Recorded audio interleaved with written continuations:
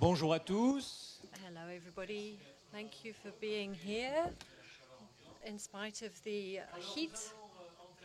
So we're going to start this session, session number 11, which is devoted on populism and more generally to the articulation between, on one hand, populisms from an economic point of view and the effects that we can observe from a political point of view, and in particular, threats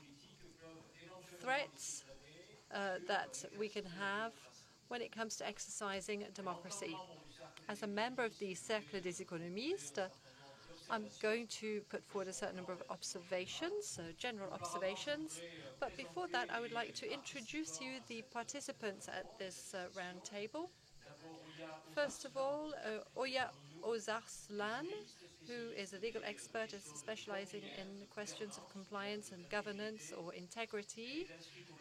She works in Istanbul and New York as a legal expert. And she is president of Transparency International, notably the Turkish branch. Then we have Diana Menem, who's next to me, who is an economist who has worked in the private sector, but also within a number of international organizations, the Office of the United Nations in Beirut, for example. Today she is in charge of an NGO called Kuluna Irada, which works in favor of political change in Iran. We were supposed to have two other speakers with us, but unfortunately they're not with us. Roberto Gualtieri, who is the mayor of Rome. Unfortunately, he is in Rome with COVID. And then Andreas Jürgen, who is a state secretary in Germany, and he has transport problems. And then remotely, we will hear from Hakim Ben Hamouda. Can you hear us, Hakim? Yes. I'm more hearing the translation than your speech. Oui, mais j'entends la traduction plutôt que vous. Qui a occupé des fonctions au plus haut niveau au sein des Nations Unies, à l'OMC, également à la BAD, la Banque africaine de développement, qui a été ministre de l'économie et des finances en Tunisie, et il préside aujourd'hui un think tank indépendant, Global Institute for Transitions, à Tunis. Voilà en tout cas pour les parties prenantes de cette session. Alors, je voudrais, je l'ai indiqué à l'instant, livrer un certain nombre d'observations de départ avant de donner la parole à nos invités. Premier point, c'est quoi le populisme? Ce n'est pas une doctrine politique, ce n'est pas une théorie économique, ce n'est même pas une idéologie aux contours affirmés. C'est beaucoup plus une rhétorique qui instrumentalise le ressentiment et le mal-être des populations. C'est une posture politique de nature à remporter les élections. Mais c'est aussi une posture qui donne naissance à l'accès au pouvoir et donc à la mise en œuvre d'un certain nombre d'orientations politiques dont on ne peut pas dire qu'elles sont homogènes. Elles sont très largement hétérogènes, ces orientations en termes de populisme. Par exemple, il y a des populismes de gauche, des populismes de droite, il y a des populismes macroéconomiques, il y a des populismes plus microéconomiques, axés notamment sur des politiques de caractère protectionniste, par exemple. Mais cependant, il y a des invariants dans ce que sont les politiques populistes. J'en citerai quelques-unes. Premier invariant, c'est l'opposition entre le peuple et les élites, ou la dénonciation de la distance qui s'établit entre les uns et les autres, et qui conduit par conséquent à justifier des politiques de redistribution à vaste échelle. C'est également, parmi les invariants, un objectif de reconquête de la souveraineté nationale face à ce que seraient les contraintes qui limiteraient l'action des États-nations issues de la globalisation, issues de ce que sont finalement les menaces venant de l'étranger, l'étranger devant être perçu au sens très large et qui inclut à la fois les importations, les firmes étrangères et puis les immigrés. Le populisme, c'est également le refus d'un certain nombre d'orthodoxies sur le plan macroéconomique, autant du côté monétaire que sur le plan budgétaire, ou encore par le jeu de la condamnation du libre-échange. Voilà quelques caractères permettant, de façon très schématique, à l'évidence, de rendre compte de ce que sont les contours des populismes. Deuxième point dans cette entrée en matière, est-ce que le populisme économique, ça marche? Quelles sont les conséquences, quels sont les effets? Pour savoir si ça marche ou pas, eh bien, on doit rappeler ce que sont les principales mesures qui sont appliquées par les leaders populistes lorsqu'ils arrivent au pouvoir. D'abord, un coup de fouet donné aux salaires, tant dans le secteur public que dans le secteur privé. Le financement monétaire des déficits budgétaires, ces déficits budgétaires étant croissants par le jeu d'une impulsion donnée à la dépense publique. La hausse des taux d'imposition sur les riches, taux d'imposition également sur les entreprises. Le recours à des mesures administratives de blocage des prix. Également, la mise en œuvre de politiques protectionnistes. Ce sont quelques caractères des politiques économiques populistes, tels qu'on a pu les observer dans l'après-guerre dans nombre de pays latino-américains, tels également que, de façon plus spécifique, on a pu les observer, par exemple au Royaume-Uni avec le Brexit, par exemple également sous certains volets avec la politique mise en œuvre par Donald Trump, que l'on peut également observer, je crois, par exemple en Turquie aujourd'hui, et donc dans un certain nombre de pays qui peuvent mettre en œuvre des politiques qui s'apparentent à ce qu'on appelle le populisme. Malheureusement, dans un grand nombre de cas, si ce n'est dans la quasi-totalité des cas, après une phase d'embellie, après une phase d'amélioration, à la fois du pouvoir d'achat, de l'emploi et de la croissance, ce sont des politiques qui se heurtent à de très fortes contraintes et qui, d'une certaine manière, voient des effets qui s'inversent par rapport à ceux qui devaient le plus en bénéficier. Simplement parce que l'hyperinflation apparaît bien souvent, également parce que des goulots d'étranglement apparaissent du côté de l'offre, du côté des entreprises, donnant naissance par conséquent soit à un très fort ralentissement de l'activité économique, soit à des crises. Et donc, selon les cas, ce sont des expériences qui donnent naissance à des troubles sociaux, à des changements de majorité politique dans un cadre démocratique, mais également à de nombreuses occasions à des régimes politiques qui deviennent de plus en plus autoritaires, voire même totalitaires, et qui par conséquent justifient la question qui a été posée dans le cadre de cette session, qui est de savoir s'il y a en quelque sorte une contradiction entre la mise en œuvre de ces politiques que l'on qualifie de populistes et puis la pérennité de la démocratie dans les pays qui en sont l'objet. Alors, de ce tableau d'ensemble, évidemment schématique, je ne peux que le répéter, je voudrais conclure en soumettant deux questions, autant à nos invités présentes que également à Hakim Ben Hamouda, qui est à Tunis. Première question, est-ce qu'on doit rejeter d'un bloc les politiques économiques qualifiées jusqu'à présent de populistes? Il est frappant de constater qu'un certain nombre d'éléments de ces politiques, d'une certaine manière, ont été mobilisés dans les pays industriels depuis la récurrence des grandes crises, depuis la crise financière qui démarre aux États-Unis, depuis la crise du Covid, et à l'occasion également des répercussions de l'agression russe en Ukraine. Finalement, les politiques monétaires dites non conventionnelles, les politiques budgétaires qui sont souvent qualifiées du « quoi qu'il en coûte », sont des politiques qui s'apparentent, avec d'autres qualifications, une moindre connotation, à des politiques qui ont été menées parmi les pays qui sont rangés au sein des expériences populistes. Et donc, c'est la question, est-ce que cette expérience que l'on a des politiques économiques populistes doivent être rejetées, compte tenu du fait que le plus souvent, ce sont des échecs, ou bien est-ce qu'il y a des éléments qui peuvent être retenus aujourd'hui dans un contexte qui est un contexte de crise, pour plein de raisons qui ne cessent d'être abordées depuis le lancement de ces rencontres tout à l'heure. Deuxième question. Dani Rodrik, que sans doute beaucoup connaissent ici, qui est un économiste américain, professeur à Harvard mais d'origine turque, a opposé ce qu'il appelle les bonnes et les mauvaises politiques populistes. Les bonnes politiques populistes, ce sont celles qui tendent à compenser les effets, notamment en termes d'inégalité ou en termes de concurrence inéquitable, issus de l'hyperglobalisation. Et puis, le mauvais populisme, c'est lorsque cela dégénère dans la mise en cause des règles de la démocratie, du respect de l'ensemble des libertés publiques.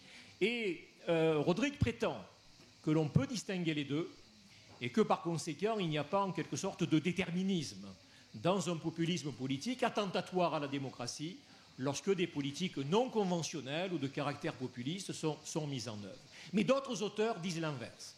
Ils disent qu'il y a en quelque sorte un vrai déterminisme. C'est-à-dire que lorsque ce type de politique est mis en œuvre, lorsque notamment les échecs commencent à poindre à l'horizon, alors très vite, il y a une dégénérescence du point de vue du régime politique, il y a une dégradation des libertés publiques et donc une mise en cause de la démocratie. Voilà en tout cas quelques observations que je voulais formuler pour introduire nos débats. Et dès maintenant, donc, je donne la parole à Oya Ozarslan, qui va notamment nous parler de son expérience en Turquie. Vous avez la parole.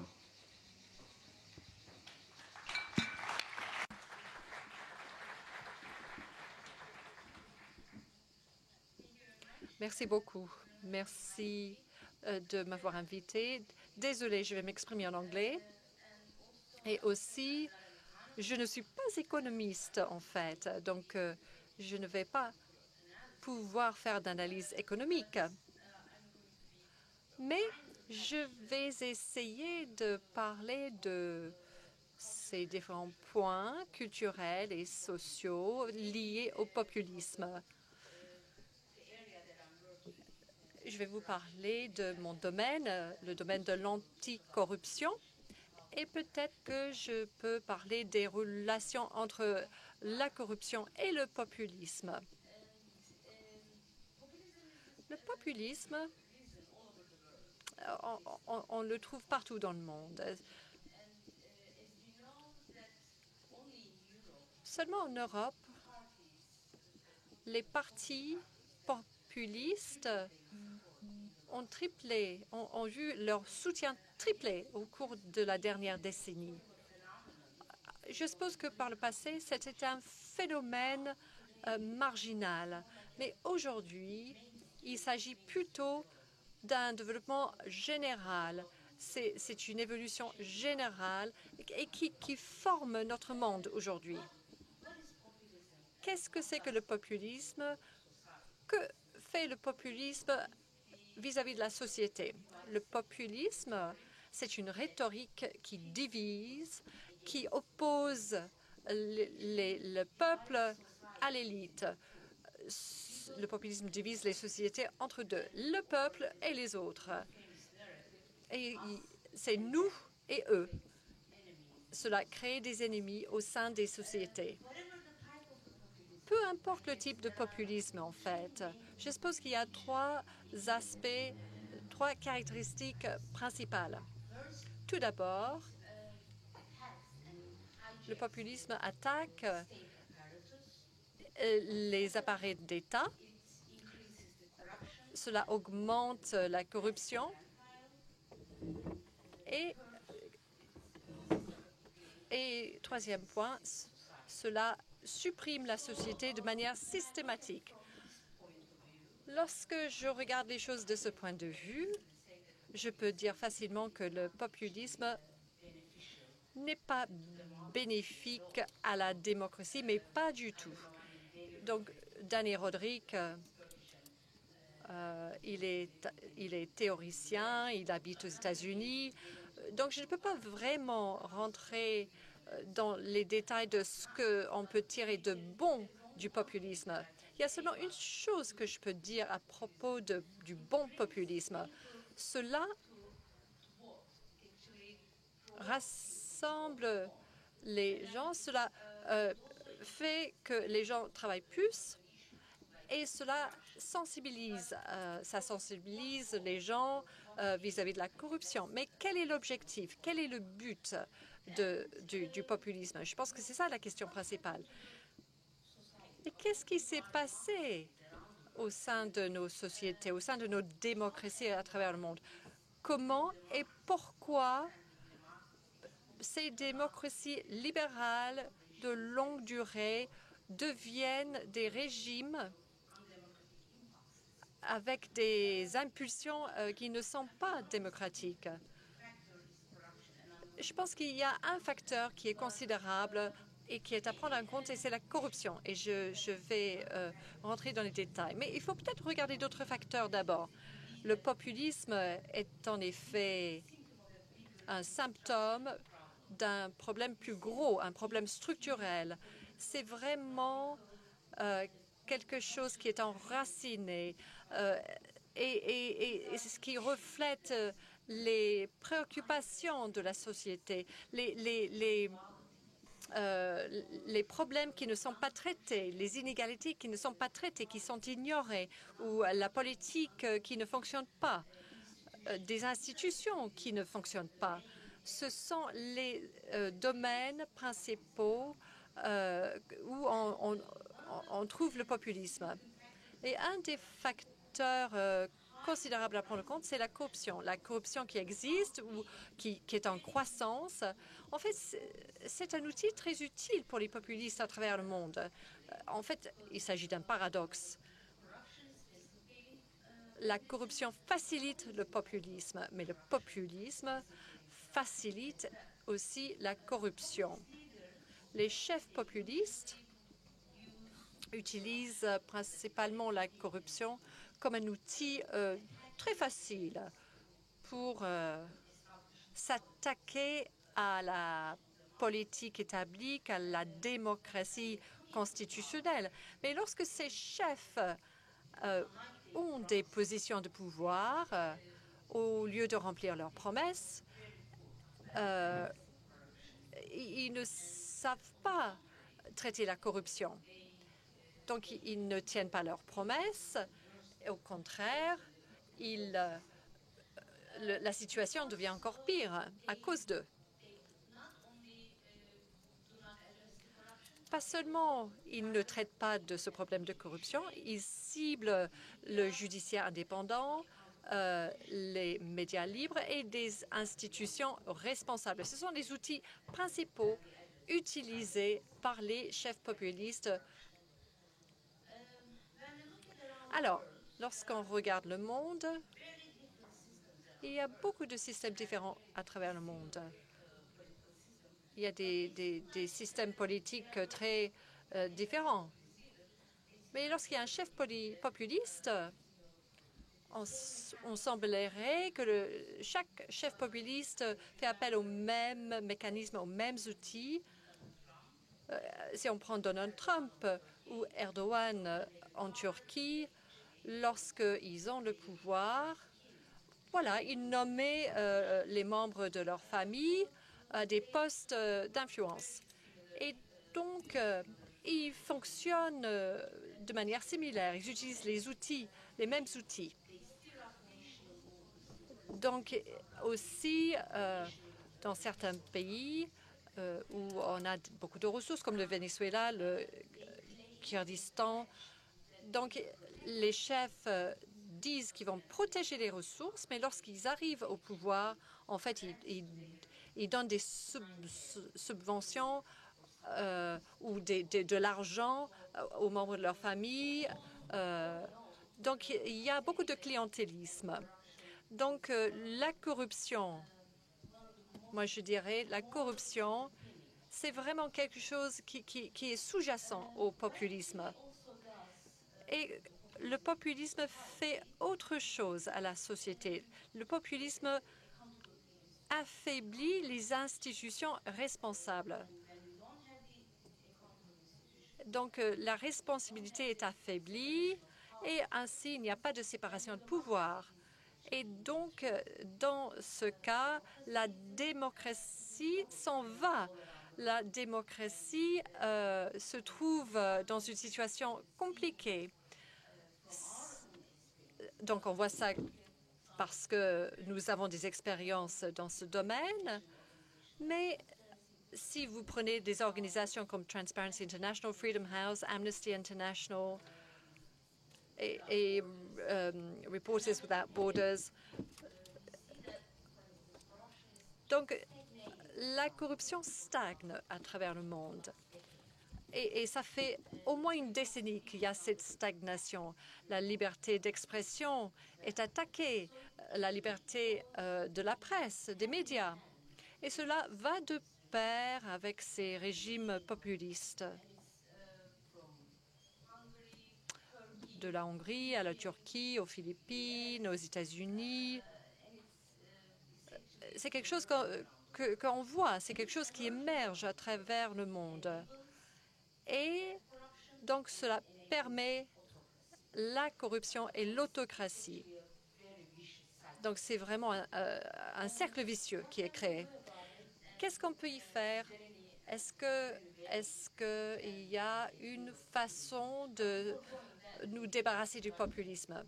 Mais avant de répondre à cette question, je vais revenir à une des questions que vous avez posées, donc à propos du mauvais populisme.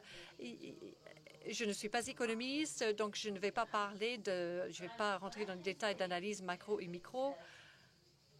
Mais ce que je peux dire, c'est que lorsque vous avez un chef populiste qui est au pouvoir, en général, ce chef va protéger les gens qui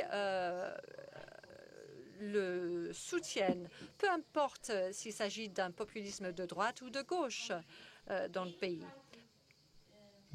Le chef populiste va protéger ses supporters et la distribution de la richesse et les ressources vont être réparties de manière inégale.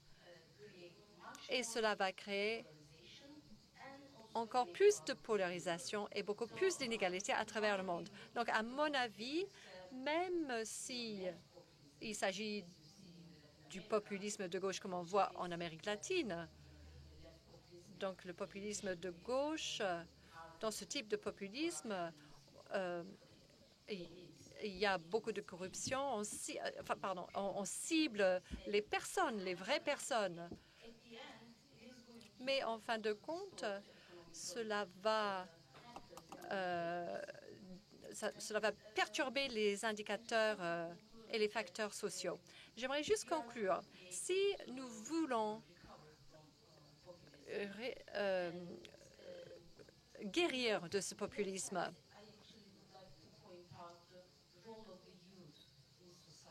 il faut se tourner vers la jeunesse. Pour la jeunesse, je voudrais dire que la démocratie doit être un choix, doit faire un choix. Et pour faire un choix, il faut un choix informé, il faut comprendre, il faut un choix informé. Différentes études indiquent que les jeunes dans le monde aujourd'hui semblent être moins intéressés par la politique au sens large du terme. Lors une étude des Eurobaromètres de 2015 indiquait que les jeunes gens ne s'intéressent pas à la politique, ils ne veulent pas faire partie pas être membre d'un parti politique, etc. C'est l'un des risques pour moi, sociétaux. Et deuxièmement, c'est que les jeunes s'intéressent moins aux nouvelles. Ils ont une consommation de l'information plutôt que des nouvelles, une consommation de l'information qui est différente que le reste de la société. Donc ils regardent les médias, ils sont sur les médias sociaux, et les médias sociaux ne sont pas des sources d'information, comme vous le savez. C'est supposé être des plateformes démocratiques, mais on voit très bien, particulièrement dans certains pays, qu'il y a des armées de trolls, des usines de trolls qui gèrent les médias sociaux. Et donc, avec des fournitures d'informations toxiques, des écosystèmes, c'est épouvantable. Donc, en fait, et ça ne marche pas. Ça ne fonctionne pas en faveur de la démocratie, loin s'en faut. Et pour se débarrasser des dangers du désengagement de la jeunesse, je pense que nous devons créer un écosystème d'information entre guillemets honnête, mais que l'on peut croire, c'est-à-dire c'est des défenseurs de la démocratie. Nous avons besoin de leaders du monde public, du grand public pour redéfinir l'arène politique au service des citoyens. Il faut une société civile beaucoup plus forte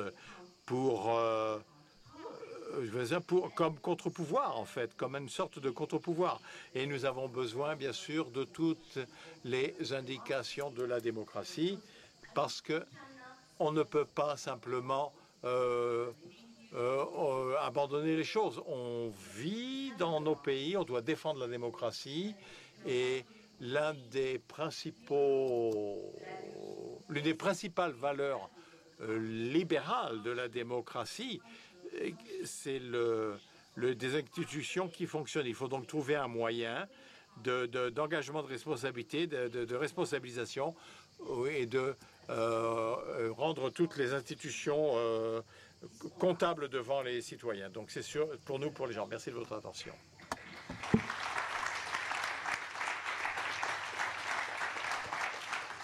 Bien, merci beaucoup.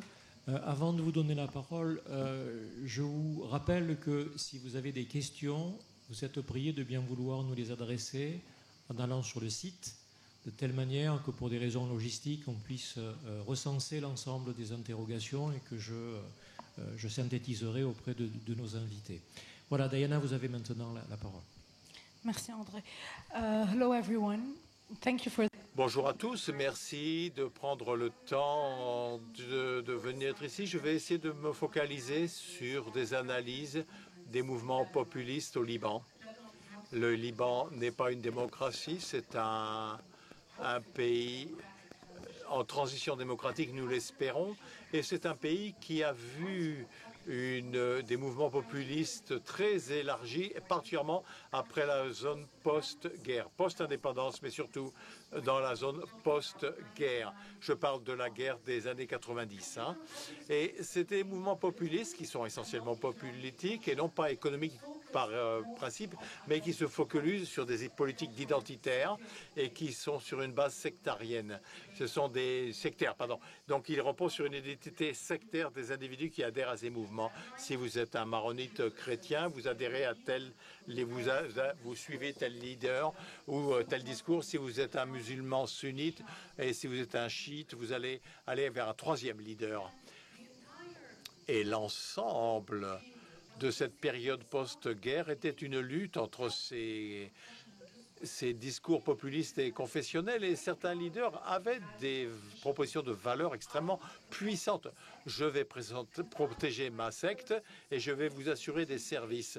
Et au milieu de cette détérioration complète de l'État, de délabrement de l'État, l'accès aux services et la protection physique, j'entends, protection civique, j'entends, la protection, c'était clé pour la survie de ces leaders. Et les mouvements étaient typiques ils étaient centrés autour d'un leader qui était considéré comme puissant, éclairé, etc., et qui devait prendre soin de ses électeurs ou de ses suiveurs. Avec ces mouvements et ces discours sont arrivées les applications des politiques économiques qui étaient nécessaires, bien entendu, d'abord pour que ces leaders qui partageaient le pouvoir dans l'État, pour qu'ils puissent exploiter l'État, être certains qu'ils allaient perpétrer leur pouvoir et leur mainmise sur l'État, et en même temps leur permettait d'apaiser les masses. Deux outils principaux étaient utilisés. Ils étaient très puissants pendant une très longue période de temps. Je parle ici, économiquement, j'entends le premier, c'était une stabilisation des taux de change, un PEG contre le PEG. On était pegué au dollar américain, donc ce qui veut dire que la population pouvait consommer bien au-dessus de ses moyens pendant une longue période de temps, et en même temps de pomper les fonds malgré de la grande dette, pomper l'argent dans le secteur public pour en faire une espèce d'inflation d'emploi, pour employer de plus en plus de gens. C'était vraiment une forme de clientélisme absolument exacerbé au niveau de la fonction publique, bien entendu. Ceci cette politique monétaire qui ne reposait sur aucun argumentaire économique ou de balance de paiement ou de croissance ou quoi.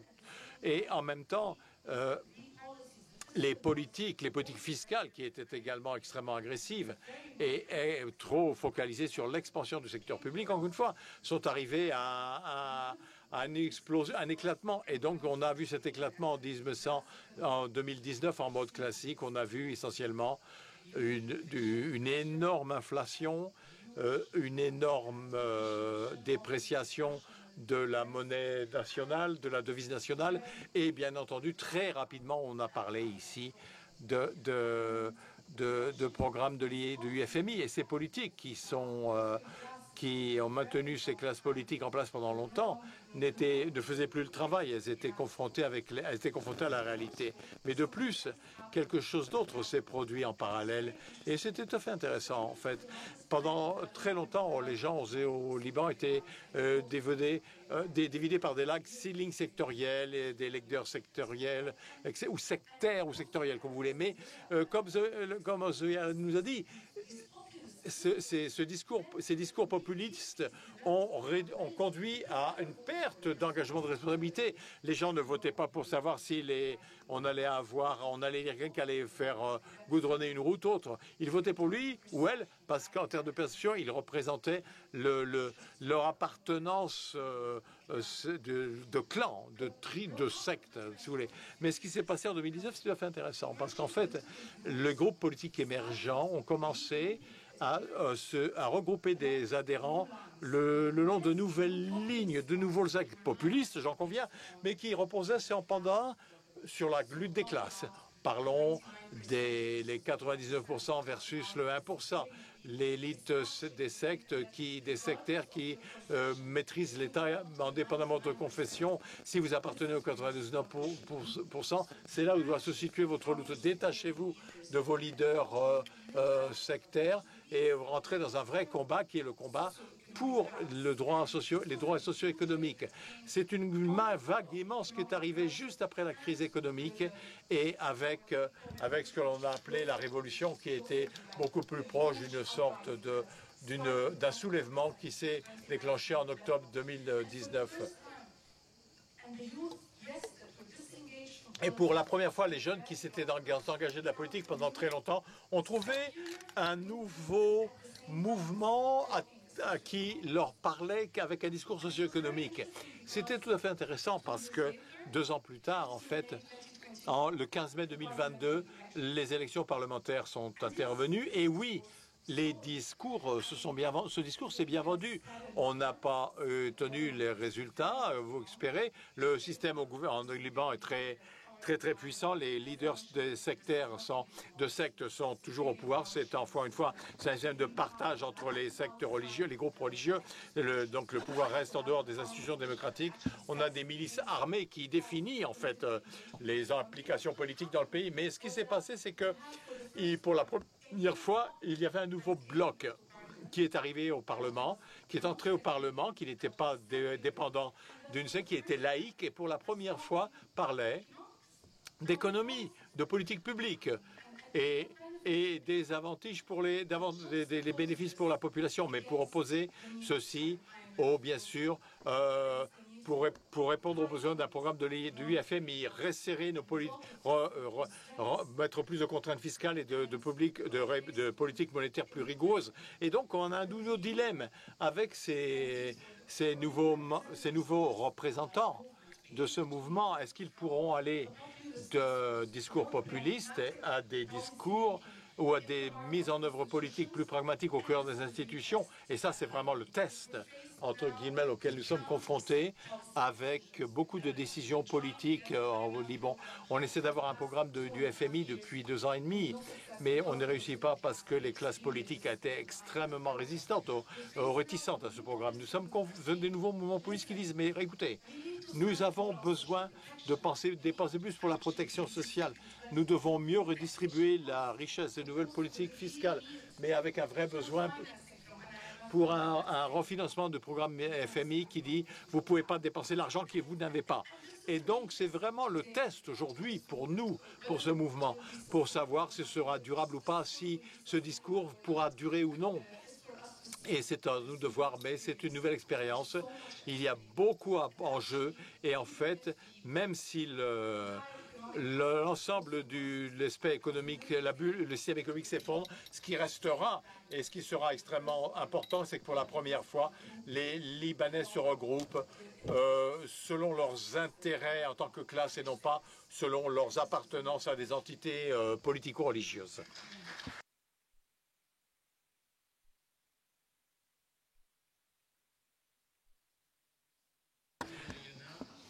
Alors, je passe la parole maintenant à Hakim Ben Hamouda, qui est à Tunis. Tu nous entends bien?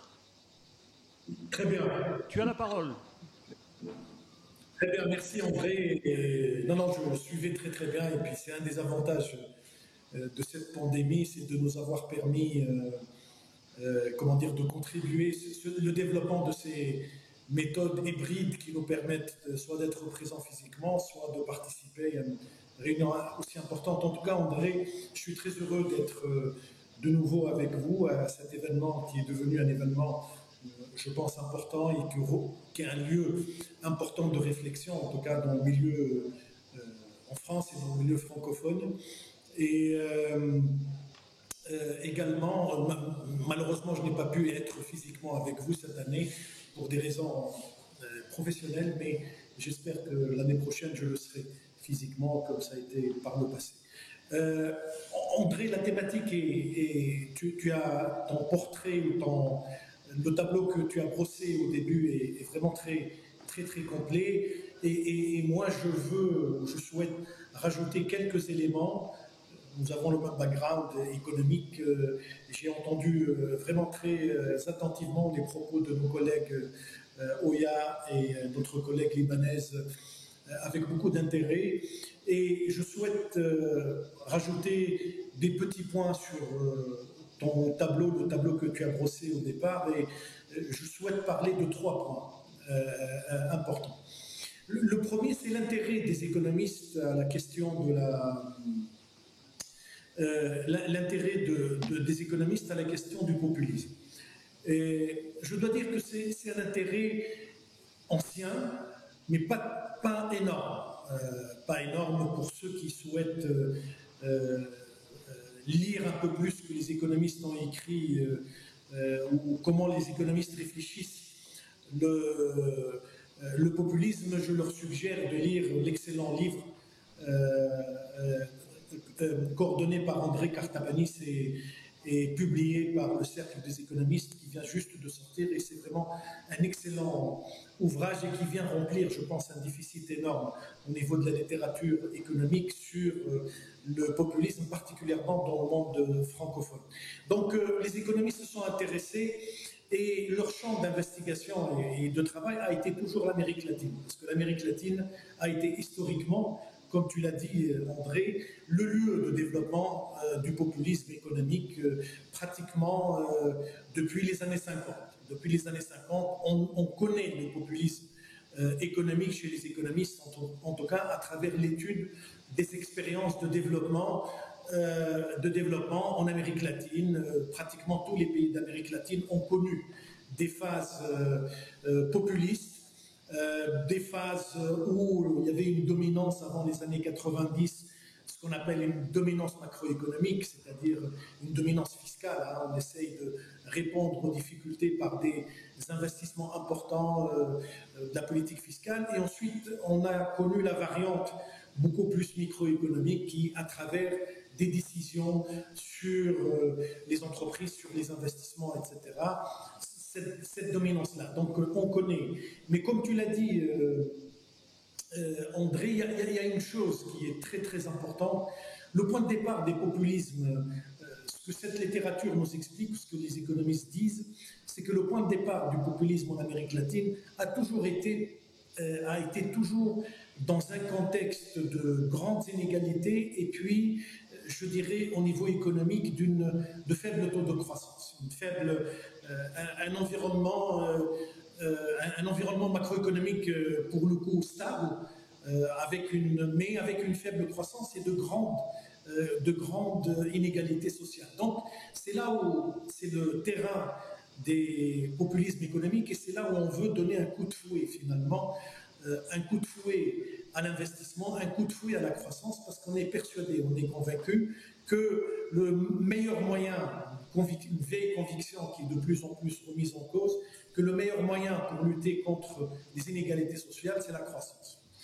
On n'a pas encore connu tout le débat sur les croissances appauvrissantes ou les croissances qui ne créent pas d'emplois, mais en tout cas, c'était la vision classique. Et à partir de là, c'est les différentes phases. On sait que le populisme passe par différentes phases. La phase d'expansion, ensuite la montée des difficultés, et puis la phase où véritablement tout s'écroule, c'est-à-dire l'inflation monte, tu l'as bien expliqué André, les grands déséquilibres montent et on se retrouve dans une situation où finalement on fait appel au Fonds monétaire international et autres institutions internationales pour combattre cette situation. Et c'est toute la littérature économique le dit finalement, c'est des politiques, c'est de bonnes intentions, c'est des politiques économiques qui avaient de bonnes intentions, qui étaient de lutter contre les inégalités et de donner un coup de fouet à la croissance, et qui se retrouvent par l'application au bout de quelques années de politiques d'austérité très très dures, qui se retournent finalement contre ceux qu'on voulait servir au départ. Donc véritablement, il y a un intérêt qui est très important, même s'il est limité à une région géographique, pas chez les économistes, en tout cas à la question du populisme économique, mais en dépit des caractéristiques, en dépit de ce que donne le populisme, il y a cette littérature économique a vraiment mis le doigt sur un vrai problème. Le vrai problème, c'est la question des inégalités, la question de la marginalité sociale et la question de la croissance. Et finalement, c'est la question que nous posons aujourd'hui dans des termes différents, qui est la croissance inclusive. Comment faire en sorte que la croissance règle les problèmes de l'emploi, crée de la solidarité et réduit les inégalités. Et les réponses qui ont été données à l'époque ont été... Les réponses qui ont été données à l'époque ont été, je pense, des réponses qui ont montré leurs limites. Mais il y a une vraie question posée par la littérature économique qui est finalement comment construire une croissance inclusive. Deuxième point sur lequel je vais revenir, c'est la globalisation finalement du populisme économique. C'est-à-dire, je viens de dire, le populisme était véritablement, en termes de réflexion, en termes de politique économique, un champ de réflexion, d'études, dans lequel on a trouvé des économistes connus, Devin Bush, Edwards, etc., et était limité à une région géographique. Maintenant, on assiste à un nouveau phénomène, c'est-à-dire, c'est le développement, c'est le populisme au niveau global. C'est-à-dire, pratiquement, la tentation populiste, on la retrouve partout. Moi, je viens d'une région, l'Afrique et le monde arabe, où véritablement la tentation populiste, où le populisme était étranger à la tradition économique comme à la tradition politique, mais on le voit maintenant véritablement se développer un peu plus, se mettre en place des revendications, des partis qui se revendiquent qui sont en train pratiquement de tenir le même discours, hein. La trahison des élites au niveau économique, la trahison des élites au niveau politique et la nécessité de donner le pouvoir au peuple par éventuellement la démocratie directe et les expériences de démocratie directe. On le retrouve aussi, si vous regardez l'Asie, on le retrouve en Philippines, dans certains pays asiatiques qui ont connu récemment des élections, et on le trouve au cœur des démocraties libérales, au cœur de l'Union européenne, la Hongrie avec d'autres pays, et également, comme tu l'as expliqué André, par certains aspects, la politique suivie par l'administration Trump se rapproche des régimes, ou en tout cas des populismes économiques. Donc, la question qu'on peut se poser, qu'on est en droit de se poser, c'est pourquoi cette globalisation de la tentation populiste, économique en tout cas, au niveau global. Et je pense qu'un élément de réponse, Oya a donné des éléments de réponse qui sont très importants, c'est l'idée, comment dire, de la corruption, c'est-à-dire le meilleur environnement pour, je dirais, critiquer les élites économiques et politiques, c'est de montrer le degré de corruption de certaines élites. Dans les démocraties, un argument très important utilisé par les différents courants populistes. Mais la chose la plus importante, je pense, c'est véritablement l'essoufflement, la crise, beaucoup en parlent, la crise de la globalisation. Crise de la globalisation, elle a été au cœur des livres d'économistes, qu'il s'agisse de Thomas Piketty ou même des travaux d'institutions comme la Banque mondiale. Brankovic, dans la Banque mondiale, montre véritablement l'impact en termes d'inégalité et en termes de marginalisation et en termes de déclassement finalement de tous les secteurs, toutes les classes sociales qui étaient rattachées par le passé au modèle fordiste dans les pays développés, et on se retrouve dans des démocraties finalement où la démocratie a perdu son contenu social et son sens social et ne reste que les institutions politiques qui sont démocratiques. Donc ça a été un élément important, je pense, de ce développement, je pense, du populisme au niveau global, de ce développement au niveau international, et que la tentation se retrouve, on a suivi les élections françaises avec les tentations, une série de tentations populistes. On peut discuter après des positions des uns et des autres, mais également pratiquement dans tous les pays du monde.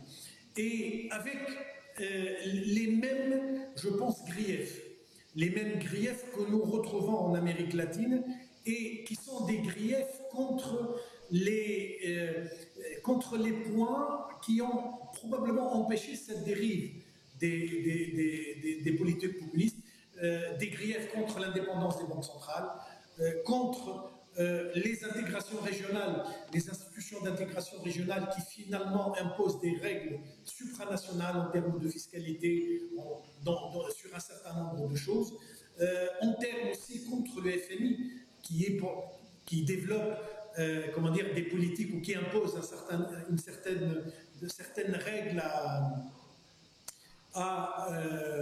certaines règles, je pense, de fonctionnement, en tout cas en termes de financement, par exemple, de financement par les banques centrales des déficits budgétaires, ou un certain nombre d'autres choses.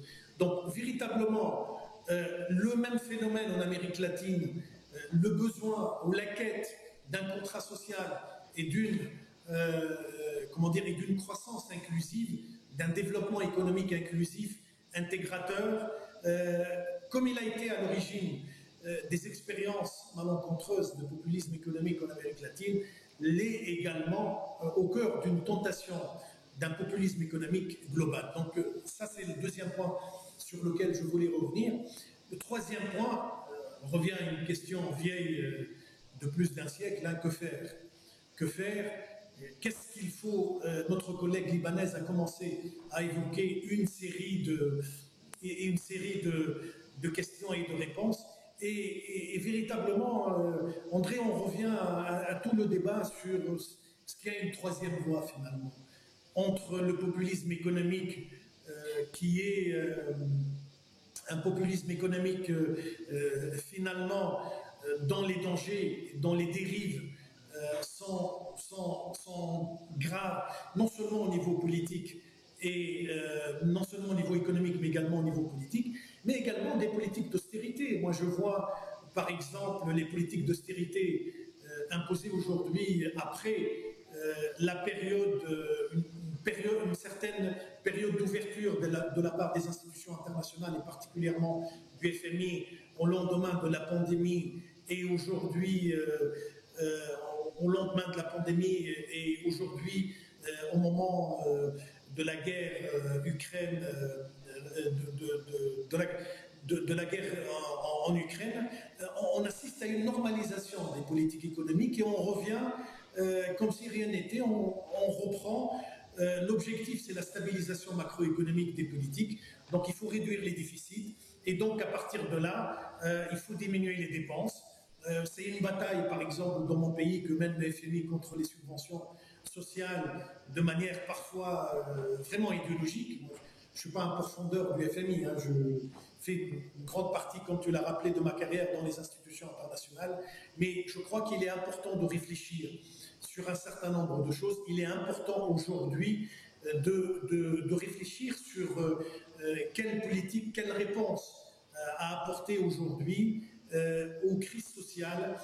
Moi, je prends le cas, c'est-à-dire on est en face d'États exemples, incapables d'apporter, incapables d'aider des couches sociales, incapables d'avoir des politiques dynamiques et proactives en matière d'emploi, incapables d'avoir, un pays comme la Tunisie, par exemple, et beaucoup de pays arabes qui ont globalement appartiennent à la classe des pays intermédiaires, ont vécu la pandémie du Covid-19 comme un drame, c'est-à-dire le nombre de décès, parce que c'est lié aussi à la détérioration des structures de santé qui étaient pourtant importantes et fortes, mises en place par les États post-coloniaux et les États indépendants. Donc, véritablement, il y a une réflexion à mener et probablement notre rencontre comme une réflexion que même Davos a entamée. Et probablement pour nous, le cercle, les rencontres du cercle et à Aix et le travail du cercle et des think tanks comme celui que j'anime à Tunis sont aussi des lieux de réflexion sur comment sortir de ce dilemme, comment sortir de cet enfermement et finalement de cet entêtement entre une austérité à bout de bras et de l'autre côté une tentation de casser tout ça et de passer par force pour imposer de nouvelles politiques économiques qui ne peuvent que conduire. Donc, quelle troisième voie à mettre en place? Moi, je suis avec intérêt, je pense, et qu'il y a des recherches, il y a des tentatives qui se mettent dans le monde. Il faut voir, par exemple, aujourd'hui, pour ce qui concerne les pays du tiers-monde, l'expérience de la négociation entre le FMI et l'Argentine. Le FMI et l'Argentine, avec le soutien de Stiglitz et le soutien de beaucoup d'autres économistes, a réussi à avoir un accord où la dimension croissance l'emporte un peu, je dirais, sur la dimension classique de l'austérité. On va voir ce que cette expérience peut donner. Hakim, s'il te plaît, il faudrait conclure. Et c'est là où je rejoins sur une chose Dani Rodrik, André, et tu le sais, André, en économie, nous pensons en économie, ou les économistes pensent que les périodes de crise sont véritablement les périodes d'innovation et de réflexion en termes, ce que dit Dani Rodrik, d'expérimentation d'idées nouvelles. Et je crois que c'est l'ère est ouverte de nouvelles expérimentations. André, je crois que j'ai abusé de ton amitié. Non, mais c'était passionnant. Merci beaucoup, Hakim. Bien, j'ai eu 3 questions qui ont été posées. Malheureusement, on n'aura pas le temps de poursuivre, mais je vais quand même les transmettre à nos invités. Je dirais un mot pour conclure. Ce qui m'a frappé, finalement, à partir de cette notion de globalisation des populismes, c'est finalement le parallélisme que l'on peut opérer avec l'effondrement du régime international qui a gouverné l'après-guerre, y compris au niveau des règles internationales. Car ce qui est frappant, c'est que tous les pays qui ont été touchés par le populisme sont des pays qui ont été fortement endettés vis-à-vis de l'extérieur et qui finalement ont eu en face d'eux des bailleurs de fonds publics ou privés qui se sont guère préoccupés de ce qu'étaient les dérives qui pouvaient apparaître